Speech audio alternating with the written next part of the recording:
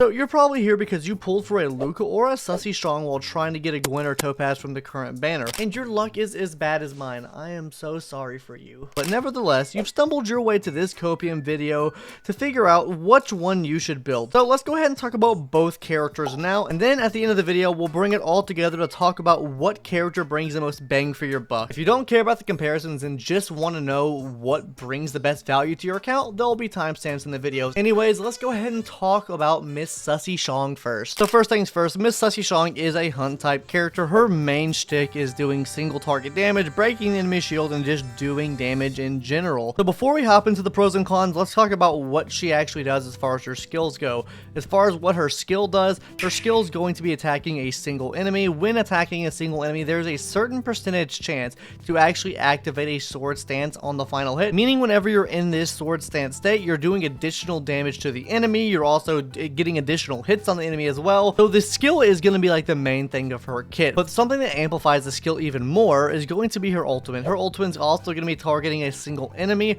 After using her ultimate, she'll be able to basically attack again.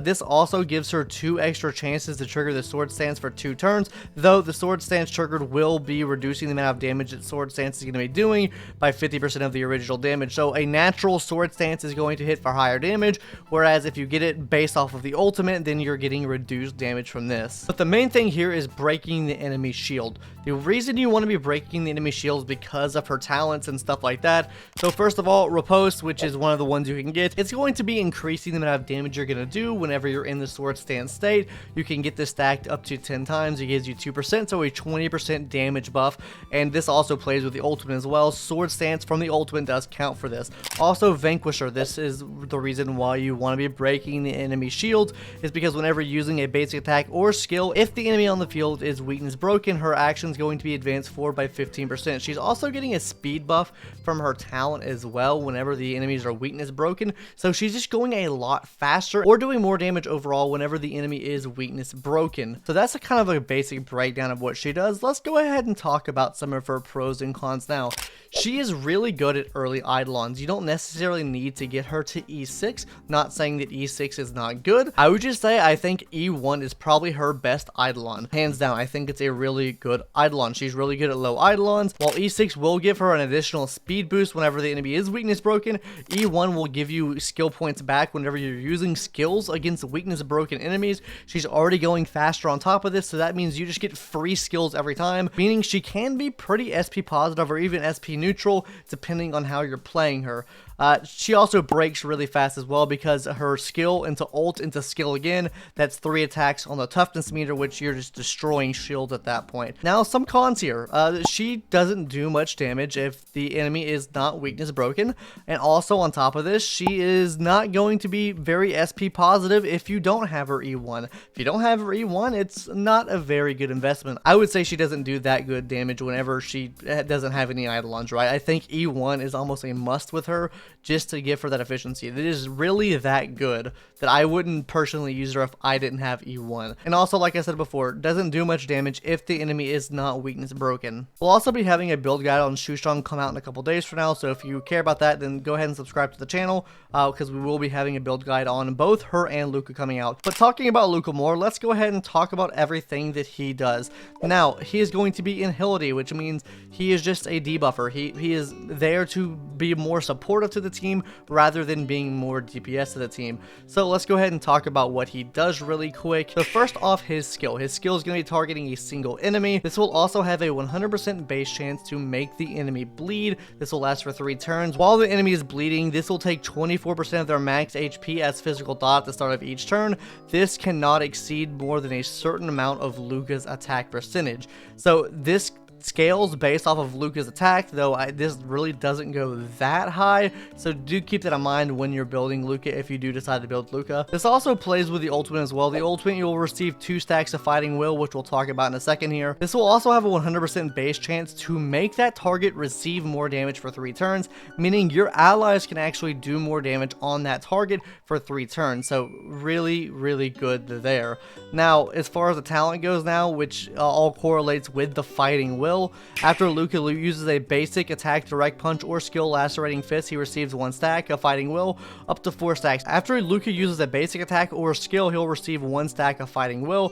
Whenever he gets 2 or more stacks, he'll basically consume these stacks with a basic attack to get an enhanced basic attack. And what this is going to be doing is a rising uppercut, and if the enemy is already bleeding, it's going to be re-procking that bleed damage by a certain percentage of the original damage. So you want to be giving as much bleed damage to the enemy as possible, because this is where his main damage comes from. It comes from re-procking that bleed off. So what his enhanced skill attack does is he hits the enemy a couple different times, and then he does a rising uppercut, and also then re-procs the bleed as well. And one more thing I want to touch on before going into his pros and cons, his bonus abilities. Kinetic Overlord. When the skill is used, immediately dispels 1 buff from the enemy target. This is just really good for a plethora of bosses, or I wouldn't say a plethora, but you know what I mean. Like a pretty good amount of bosses. We'll have more bosses in the game that buff themselves. This will be able to remove a buff. Think of the monkey boss, for example. If you're not using a payload on the team against the monkey boss, and for some reason you're using a Luca, he can remove that attack buff that he gives himself.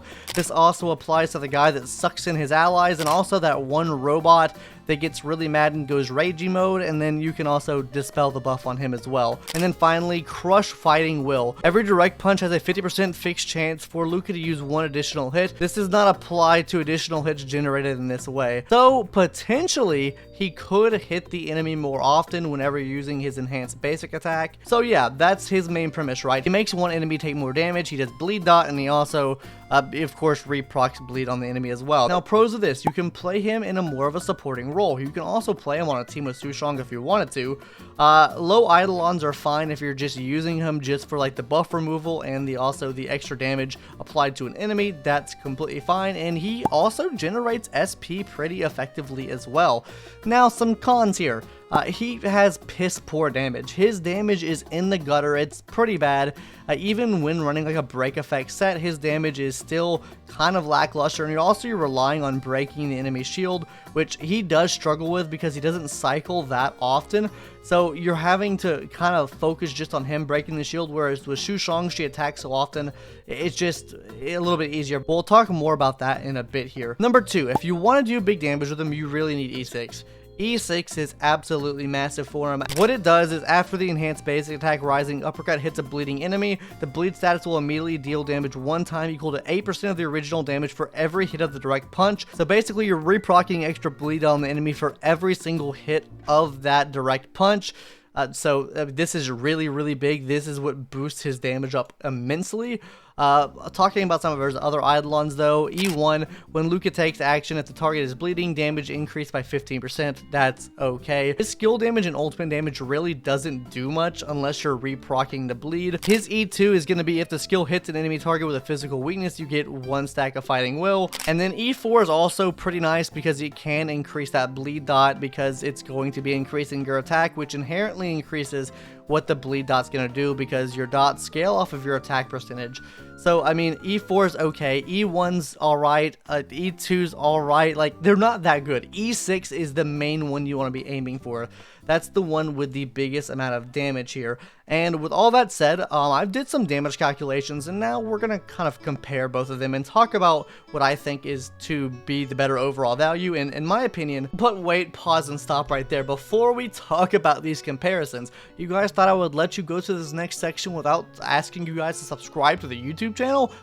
You might like this video if you've made it to this point so far, or maybe I scammed you because you clicked the timestamp. Anyways, it would help the channel out if you could please subscribe. That would mean the world to me. Anyways, gamers, let's hop into these comparisons now. So now on to the part you guys all want to know. Who offers more value for your account? And well, this is kind of cliche to say. I think it depends on your account. I did some different damage testing in different scenarios here, and I'll go ahead and show those on screen now. I did a test where I did like a full send hyper carry comp where I knew that Sushang would dominate, and those results show here. You can see with a hyper carry comp that Sushang absolutely dominates here.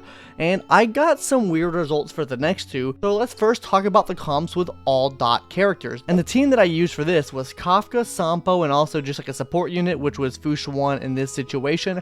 And the damage numbers were actually really close here, which I was surprised with. I thought Luca would blow this out of the water because, you know, he's dot. We have Sampo amplifying the dots here, and I just thought he would blow these results out of the water, but they're much closer than I expected. I didn't expect it to be this close. And then I got another shock when I tested out a semi-dot comp where I had Kafka, Asta, and Fush 1 on the team.